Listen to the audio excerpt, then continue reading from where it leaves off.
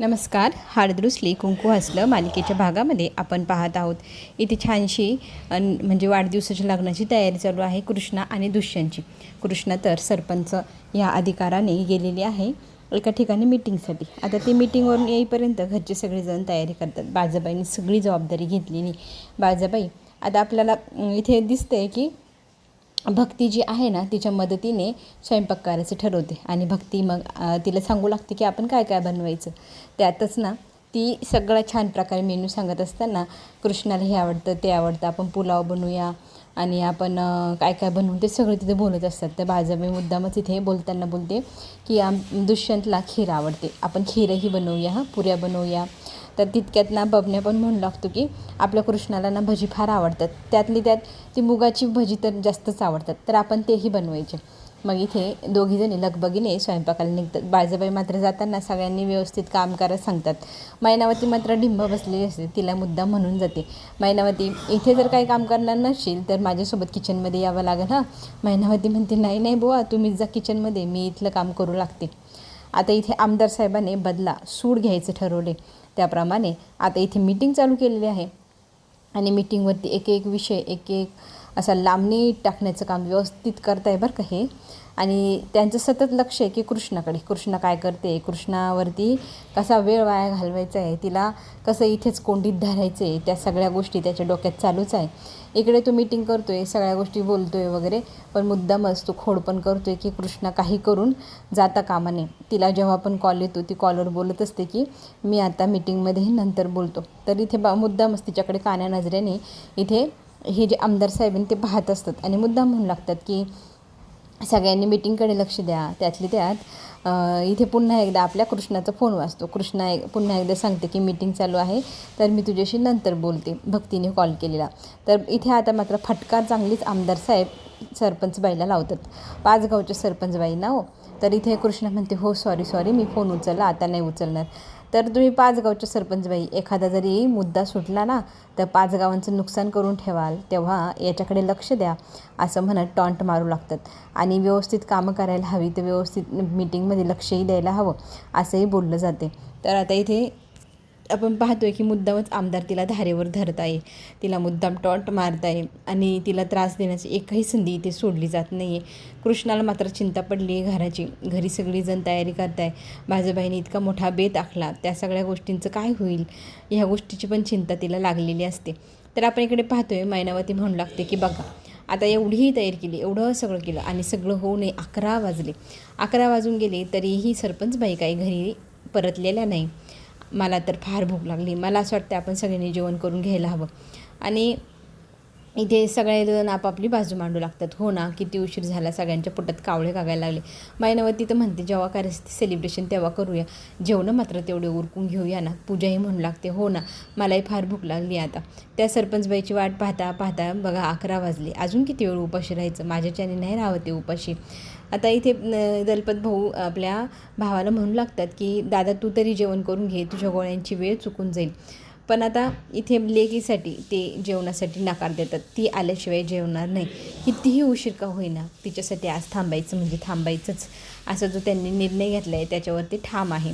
आणि मैनावती मात्र त्यांना म्हणत असते की नको ना, आपण सगळेजण जेवण करू. बाजाबाई मात्र म्हणते की नाही, कृष्णा घरी जोपर्यंत येत नाही तोपर्यंत नाही. आणि मीटिंग 9च्या आत आटपणारे हे जे आमदार आहे त्यांनी आज 11 वाजले तरीही मीटिंग आटोपलेली नाही. हा जो काही चाललेला खेळ आहे ना, हा माझ्या लक्षात यायला लागला आहे बरं का. आता इथे म्हणजे आपल्या बाजाबाईला काय बोलायचं आहे हे ती स्पष्टच बोलू लागलेली आहे. मला तरी वाटतं आहे की हे कोणीतरी रचलेलं षडयंत्र आहे. आपल्या घरात आज हा जो कार्यक्रम आखला गेला आहे याची माहिती आमदारांपर्यंत कशी पोचली. मैनावती म्हणते म्हणजे काय म्हणायचं तुम्हाला, कशी पोचली, कोणी सांगणार थोडी त्यांना की आमच्याकडे असा असा कार्यक्रम आहे आणि ते काही सूड घेण्यासाठी मुद्दाम आपल्या कृष्णाला तिथे अडकवून ठेवतील का. तरी ते बाजाबाई म्हणते समजदार को इशारा काफी आहे, तर समजून घ्या मी कोणाला बोलते. तरी ते एक्सक्यूज मी, पूजा लगेच म्हणू लागते की तुम्ही कोणाला पाहून बोलताय, माझ्याकडे पाहून बोलताय का, मी कशाला त्या आमदारांना सांगू काही, माझी त्यांची थोडी नाही एवढी खास ओळख आहे की किंवा काही. आणि तुम्हाला काय वाटतंय हे सगळं जे केले ते मी केले, तिला तिकडे अडकवून ठेवण्यासाठी माझ्यावरती भलते सलते लावलेले आरोप मी सहन करणार नाही हां, अशी जोरात ती खेकसून बोलायला लागते. मैनावती पण तिचीच बाजू धरते की काही काय बोलताय, असं कसं शक्य आहे, मीटिंग काय आपण आयोजित केली आहे का, त्यांनी तर अचानक ठेवलेली होती आणि आपला कार्यक्रम थोडं कुणाला माहिती होतं. हे सगळं झालं आता हे बोलण्याचं. पण आपली बाळजाबाई म्हणू लागते की मी त्या आमदाराला चांगलंच ओळखते, बघतेच मी अजून किती वेळ तो ती मीटिंग लांबवतो आणि लांबवू दे ना, किती लांबवतो, कारण मला माहिती त्याची काय लायकी आहे आणि काय नाही. आणि राहिला विषय आता इथे दुष्यंतला थेटच आपली बाळजाबाई सांगू लागते, कितीही काहीही हो, आता जाऊन कृष्णाला मीटिंगमधनं घेऊन यायचं, बस झालं आता, असं म्हणत इथे कृष्णा तिकडे आहे ना, तिकडे जायला इथे बाळजाबाई दुष्यंतला सांगते. आणि इथे त्याचे बाबाही त्याला खुणवतात की जा आणि घेऊन ये आणि पुढे पाहूया. बाळजाबाईंनी घेतलेला हा निर्णय हा जरा टोकाचा वाटू शकतो, पण खरं तर त्यांना सगळ्यांची नस माहिती आणि त्यांनी घेतलेला निर्णय एकदम बरोबर आहे हे इथे सिद्ध होईलच. आणि त्यांनी आता इथे डायरेक्ट जाऊन सांगितलेलं आहे की कृष्णाला घेऊन यायचं. आता आपला हा जो दुष्यंत आहे हा आईची जी आज्ञा आहे ती ऐकतो. खरं तर त्यालाही ते पटतं, एवढा वेळ मीटिंग योग्यच नाही आणि अशी होऊच नाही शकत, नक्कीच कोणाचा तरी डाव असू शकतो, पण नक्की कोणाचा, असं बाळजाबाई पुन्हा एकदा म्हणते. बोलता पुन्हा एकदा ती नजर टाकते समरकडे आणि पूजाकडे. पूजा मात्र संतापलेली. पूजा म्हणू लागते की तुम्ही जे काय बोलताय ना ते मला काहीच पटत नाही, माझ्याकडे पाहून तर अजिबातच बोलायचं नाही, माझे काय एवढ्या मोठ्या लोकांकडे ओळखी नाही की मी त्यांना सांगेल की तुम्ही असं करा की तसं करा. तर ती म्हणते अगं मी तुझं कुठे नाव घेतलं आहे, तुला लागलं का, काय केलं आहेस तू. तर इथे बरोबर कात्रीत पकडले पूजाला इथे बाळजाबाईंच्या प्रश्नांवरती आता आणखी प्रश्न वाढवते पूजा. आणि पूजाचं जे उर्मटपणा आहे तो आता सगळ्यांसमोर दिसू पण लागतो. पण ती मात्र थेटच सांगते की मी असं काहीही केलेलं नाही, माझ्यावरती नाव आलं नाही पाहिजे. पण आपल्या लेकीच्या काळजीपोटी आढळराव एकमताने ठामे. ते म्हणतात की जो कितीही वेळ का होईना, पण आपण जोपर्यंत कृष्णा घरी येत नाही तोपर्यंत जेवण हे करायचं नाही आणि ती आल्याशिवाय आपण झोपायचंही नाही. तर आता सगळ्यांनी इथे ताटखळत का होईना, मर्जीने बसा किंवा बिना मर्जीचं बसा, पण इथंच बसायचं, हा जो आदेश आहे तो सगळ्यांनीच ऐकायचा आहे म्हटल्यानंतर आता इथे पूजा एकदम गपगुमान बसते. मैनावतीला तर बाई कशाला खोड केली असं झाले.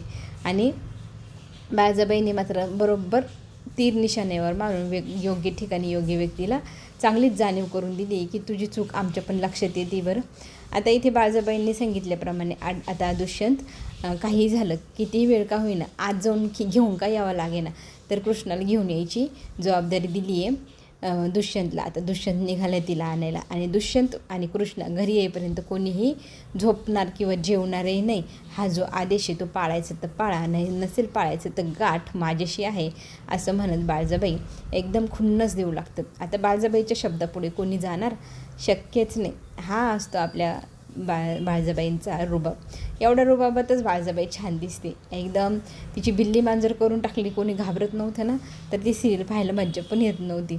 चला तर आपण इकडे पुढे पाहू शकतो की मीटिंग संपवलेली असते. आता भरपूर वेळ झाला आणि मुद्दामच आता सगळेजण गेल्यानंतर सगळ्यांना आभार मानतात आमदार आणि सगळ्यांना मग घरी जायला सांगतात. उशीर पण फार झाला बघा ना, बोलता 2 वाजले असे मुद्दाम म्हणू लागतात. आता सगळेजण जातात पण मुद्दाम ते कृष्णाला थांबवतात आणि म्हणतात की अहो आपले समाजकार्य, आपल्याला काही प्रायव्हेट अशा गोष्टी नसतातच, आपलं जीवन म्हणजे समाजासाठी व्यतीत करणं.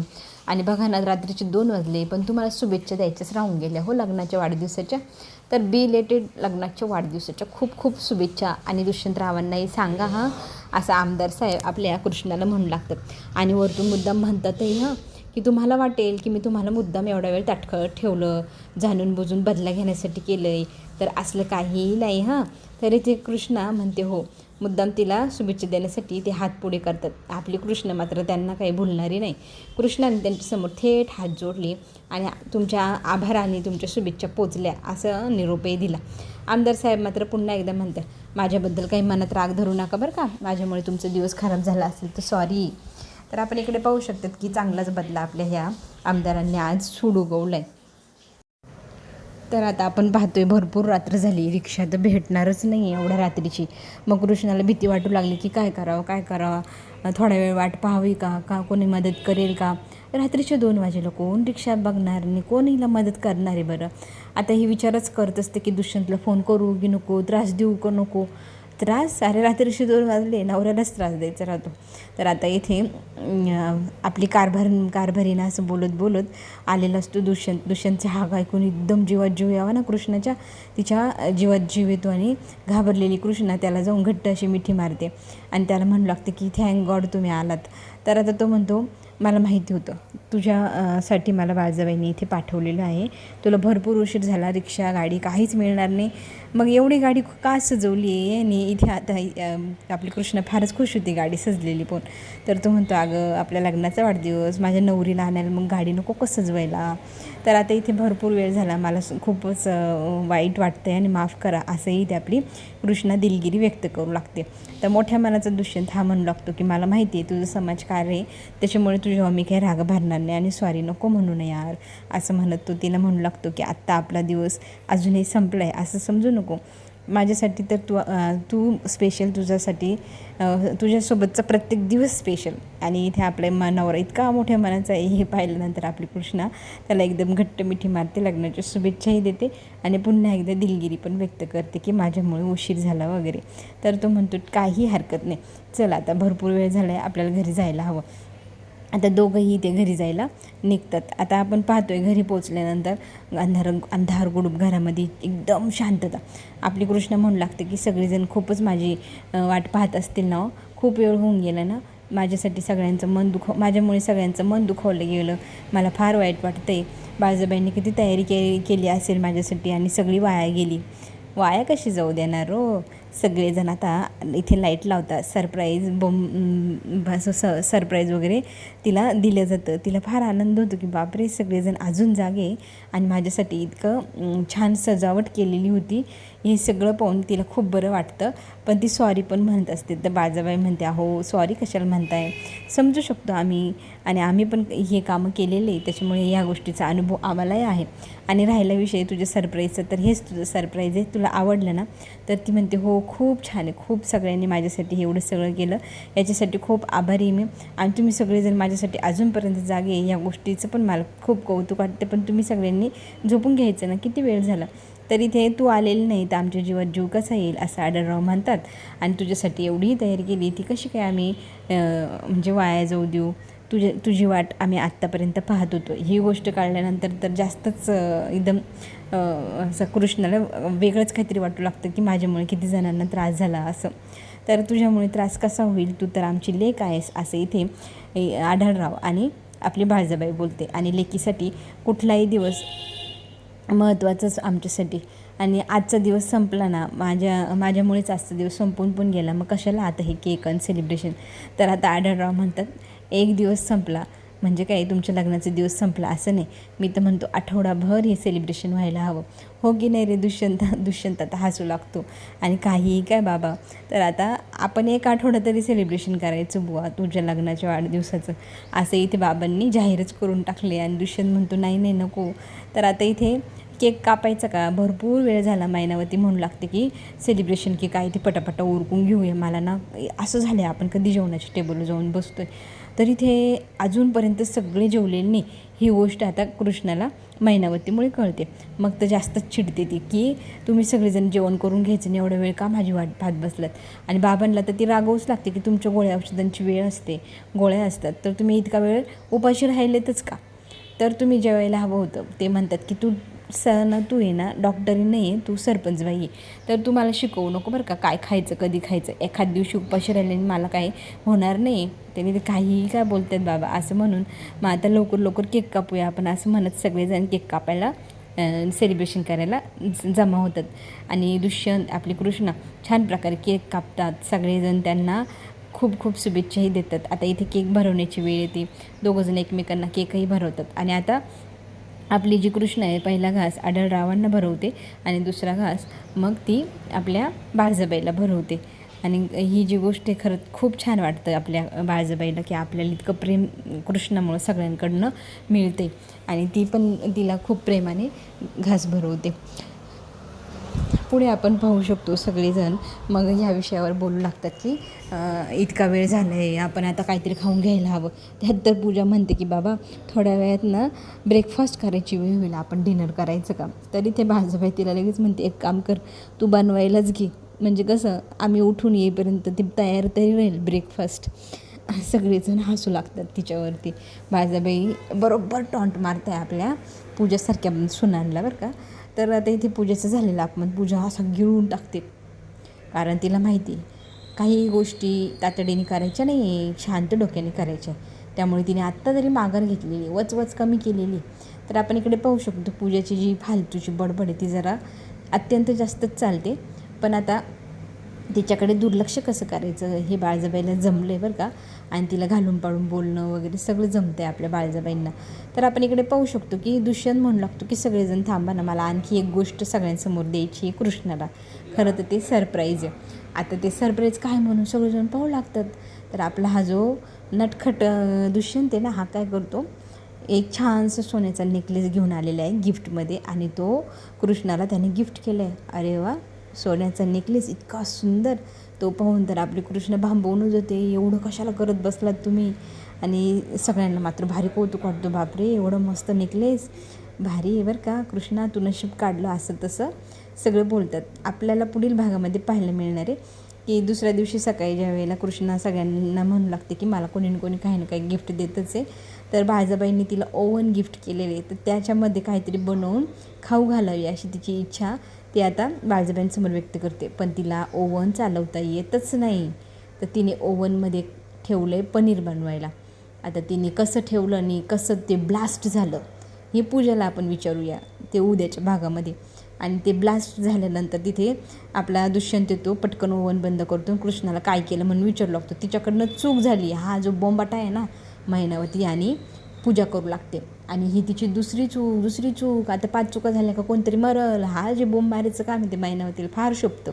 आणि ते रेषा मारायला 1 नंबर आपली हायच डुचकी.